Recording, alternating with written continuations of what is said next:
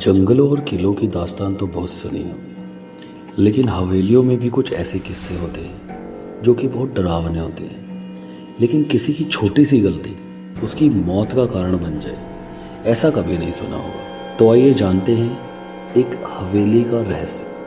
नमस्कार दोस्तों, मैं जितेंद्र चौहान लाया हूँ आपके लिए एक ऐसी घटना जिसको सुनकर आप भी कभी ऐसी गलती नहीं करोगे जो हुई है। तो ये कहानी है एक राजस्थान जिले की, जिसमें एक सलोनी नाम की फैशन डिज़ाइनर हर चीज़ जिसे हासिल करने का हुनर था, वो कभी भी किसी चीज़ के लिए ना ही सुनना चाहती थी। कुछ ही समय में कामयाबी के सफ़र में बहुत आगे बढ़ चुकी थी। अब उसका एक ही सपना था कि एक बड़ी सी हवेली खरीद कर उसे उसमें रहना। उसकी खोज एक दिन ख़त्म हुई और उसने एक हवेली देखी जिसका नाम था जन्नत हवेली। हवेली की दीवारों पर जन्नत लिखा हुआ था। इतना चमक रहा था कि सलोनी को भी आंखें उसी पर ठहर गई और उसने उस हवेली को खरीद लिया। हवेली खरीदने की खुशी में उसने एक बहुत बड़ी पार्टी रखी, जिसमें उसने अपने सभी दोस्तों को बुलाया और आसपास के लोगों को भी। लेकिन वो अभी भी किसी का इंतज़ार कर रही थी, जो कि उसका बॉयफ्रेंड, यानी जिससे उसकी शादी होने वाली थी। तभी वो आता है और जैसे ही गाड़ी से उतरता है, सलोनी बोली, समीर कहाँ थे तुम? तुम्हें पता है मैं कब से तुम्हारा इंतज़ार कर रही हूँ। समीर ने कहा, अरे तुमने हवेली इतनी दूर ली है तो आने में टाइम तो लगेगा ना। तभी उसकी नज़र गाड़ी पर पड़ी तो देखा एक लड़की उसमें से उतरी। तो उसने समीर से पूछा कि ये कौन है? तो समीर ने कहा, ये तो मुझे रास्ते में मिली थी और बोली कि तुम भी सलोनी की पार्टी में जा रहे हो तो मुझे भी ले चलो, तो मैं इसे ले आया। सलोनी ने कहा, मैं तो इसे नहीं जानती। समीर शॉक हो गया और बोला, तो ये तुम्हें कैसे जानती है? और ये देख के वो बड़ा रुके इन चीजों के लिए। उसने बोला, चलो कोई बात नहीं, तुम मुझे अपनी हवेली दिखाओ। सब हवेली में पार्टी एंजॉय कर रहे थे, तभी एक लड़की चिल्लाई और सब इकट्ठा हो गए। लड़की से पूछा, क्या हुआ? तुम चिल्ला क्यों रही हो? क्या हुआ तुम्हें? तो लड़की बहुत डरी हुई थी और उसने डरी हुई आवाज में अपनी उंगली से एक इशारा किया, जो कि एक बहुत बड़ी तस्वीर पर था। तो सब बोले कि तस्वीर को देखकर भी कोई डरता है क्या? लेकिन जब सबने ध्यान से देखा तो क्या था, उस तस्वीर में एक लड़की का चेहरा, जो कि बहुत सालों पुरानी महारानी का था। इससे डरावने वाली बात यह थी कि तस्वीर से जो बाल दिखाई दे रहे थे ना, वो असली थे, जो कि बिल्कुल काले थे और हवा में ना लहरा रहे थे। सब ये देख रहे थे कि सलोनी ने आकर देखा तो वे अपने होश खो बैठे, क्योंकि जो तस्वीर में चेहरा था वो जाना पहचाना सा लग रहा था। और तभी उसे याद आया, समीर, ये तो वही लड़की है जो तुम्हारे साथ गाड़ी में आई थी। और ये सुनकर सभी उस लड़की को ढूंढने में लगे, लेकिन वो लड़की कभी कहीं मिली ही नहीं उस टाइम पे। ये देखकर सभी गेस्ट भी डर गए और घर जाने के लिए बोलने लगे, क्योंकि डर इतना फैल गया था तो कि कोई भी उस पार्टी में रुकना ही नहीं चाहता था। समीर ने सलोनी को बोला, सलोनी इस हवेली में कुछ तो गलत है, तुम इस हवेली को छोड़ दो। लेकिन सलोनी समीर की बात नहीं मान रही थी। समीर ये कहकर चला गया क्योंकि वो उसकी बात ही नहीं मान रही थी। रात को जब सलोनी सो रही थी तो एक रोने की आवाज उसके कानों में पड़ती है और वो आवाज इतनी तेजी से आती है कि वो सोच में पड़ जाती है कि आवाज कहां से आ रही है। वो पसीने में तरबतर हवेली में इधर उधर देख रही होती है कि आवाज कहां से आ रही है। और देखते देखते सलोनी उस तस्वीर के पास पहुंचती है और महसूस करती है कि आवाज तो इस तस्वीर के पीछे से आ रही है। तभी सलोनी के घर का एक नौकर आता है और वो बोलता है, मेम साहब, मैं देखता हूँ कि आवाज कहां से आ रही है, आप जाके सो जाओ। सलोनी सोने चली जाती है। उसका नौकर जब उस दीवार को देख रहा होता है तो रोने की आवाज और तेजी से बढ़ने लग जाती है। बढ़ती आवाज को देखकर वो नौकर उसकी दीवार पर हाथ मारने लगता है कि कौन है यहाँ पे, तो आवाज और तेज हो जाती है। वो एक हथौड़ा लेकर आता है और दीवार पर मारने लगता है, और दीवार पर ऐसे मारता है कि मारते मारते दीवार एक जगह से टूटने स्टार्ट हो जाती है। नौकर जैसे ही उस गड्ढे से, यानी कि जब उसने उस दीवार में हथौड़ा मारा होता है तो उस गड्ढे में वो अपना हाथ डालता है, तो जैसे ही वो नौकर जैसे ही उसके गड्ढे में हाथ डालता है तो कुछ ऐसा हुआ कि वो उसी पल मर गया। सलोनी को उसकी चिल्लाने की आवाज़ आई। सलोनी ने नौकर को मरा हुआ देखा और दीवार का कुछ हिस्सा भी टूटा हुआ देखा। सलोनी यह देखकर डर गई और कुछ समझ नहीं पाई। उसने 2 आदमियों को तुरंत बुलाया और बोला इस दीवार को तोड़ दो, और दीवार टूटने लगी। जैसे जैसे दीवार टूटने लगी, टूटने का काम चलता रहा तो सुबह हो जाती है। जब वो वापस आ रहा होता है हवेली में, उसे वही लड़की वापस दिखाई देती है और वो उसे पूछता है, अरे तुम तो चली गई थी, कल कहीं पे मिली नहीं, तुम क्या यहीं थी?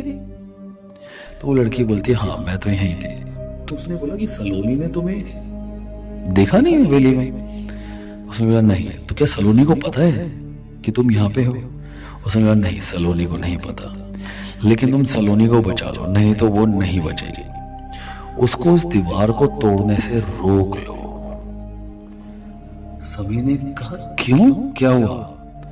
वो ये कहकर जैसे ही चला गया तो उसने पीछे मुड़ के देखा कि वो लड़की तो वहां पे थी ही नहीं।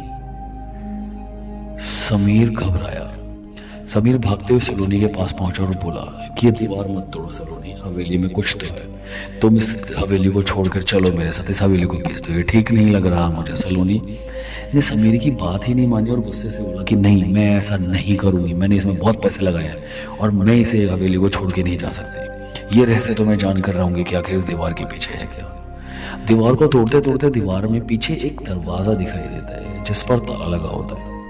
खुदाई कर रहे आदमी उस ताले को जैसे ही तोड़ते हैं बहुत तेज आवाज आती है, सब मरे जाओगे, और हंसने की आवाज, कभी रोने की आवाज बहुत तेज उनके कानों में सुनाई देती है। खुदाई करने वाला ये सुनकर भाग जाता है, बहुत गंदे तरीके से डरता है और वो भाग जाता है। लेकिन सलोनी उस दरवाजे को देखकर उसके अंदर चली जाती है। तभी उसका फोन बजता है। सलोनी जो शो होने वाला था उन सब कपड़ों में आग लग गई, अब हमारा शो नहीं हो पाएगा। लेकिन सलोनी जैसे ही कमरे में देखती तो वो बोलती है, नहीं बोल दो, दूसरे कपड़े तैयार हैं, लेकिन शो में अब हम दुल्हन की ड्रेस का शो करेंगे।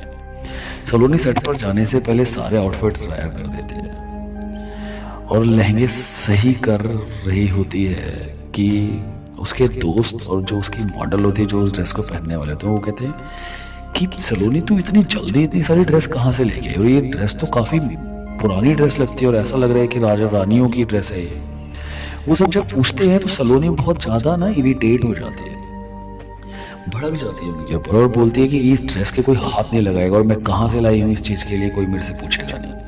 लेकिन जो उसकी मॉडल होती है जिसको वो ड्रेस पहननी होती है वो कहती है नहीं मैं तो ये ड्रेस पहनूंगी। सलोनी के मना करने के बाद भी वो ड्रेस पहनने के लिए कोशिश करती है और वो ड्रेस को पहन लेती है। सलोनी की नज़र जैसे ही पड़ती है कि इस मॉडल लड़की ने मेरी ड्रेस पहन लेती है तो वो चिल्लाती है, उसके पीछे हो जाती है कि तुमने मेरी ड्रेस क्यों पहनी, तुमने इतनी हिम्मत कैसे की इसे हाथ लगाने की। लेकिन कुछ देर बाद कॉरिडोर में वो लहंगा पड़ा मिलता है जो उस मॉडल लड़की ने पहना होता है, और वो लड़की जिसने लहंगा पहना होता है वो बाथरूम में मरी हुई होती है। जी हाँ दोस्तों, वो मर चुकी होती है। सब लोग इकट्ठा होते हैं, समीर भी वहाँ आ जाता है। समीर उस बाथरूम में देख रहा होता है और वो देखते देखते उसकी नज़र एक शीशे पे पड़ती है। शीशे में एक चेहरा जो कि एक आत्मा का चेहरा था। समीर ने एक बार शीशे की तरफ देखा और फिर पीछे देखा, लेकिन उसे कुछ नहीं दिखा। जैसे उसने दोबारा शीशे की तरफ देखा, इतनी देर में उसकी वो जो चेहरा था वो उसकी बिल्कुल चेहरे के सामने आया और बोला तुम भाग जाओ और सलोनी को बचा लो, नहीं तो वो उसे नहीं छोड़ेगी।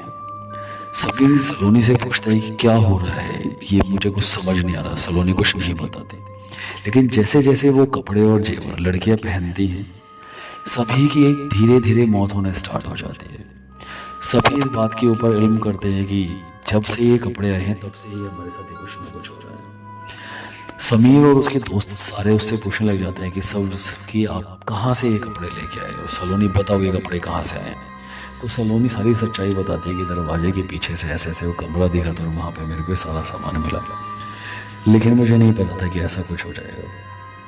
समीर सलोनी को बोलता है कि तुम संभल कर रहो सलोनी, लेकिन रहस्य को जानने के लिए समीर उस बंद कमरे में चला जाता है। तो वहाँ जब वो जाता है तो उस कमरे में जो सामान होता है वो एक दुल्हन का कमरा होता है वो पूरा, जिसमें काफ़ी सारे लहंगे, साड़ियाँ और जेवरात होते हैं, जिसमें एक से एक सामान होता है। तभी उसी की एक नज़र पड़ती है कि वहाँ एक लड़की है जो कि दुल्हन की तरह सजी होती है, शीशे के सामने बैठी होती है और अपने आप को निहार रही होती है। जब वो उसका चेहरा देखता है तो सलोनी होती है, लेकिन उसके अंदर उस आत्मा ने प्रवेश किया होता है। समीर पूछता है सलोनी तुम? तो उसकी चेहरे में दूसरी चेहरा उसका नजर आता है, यानी कि दोस्तों सलोनी की चेहरे में और किसी का चेहरा नजर आता है।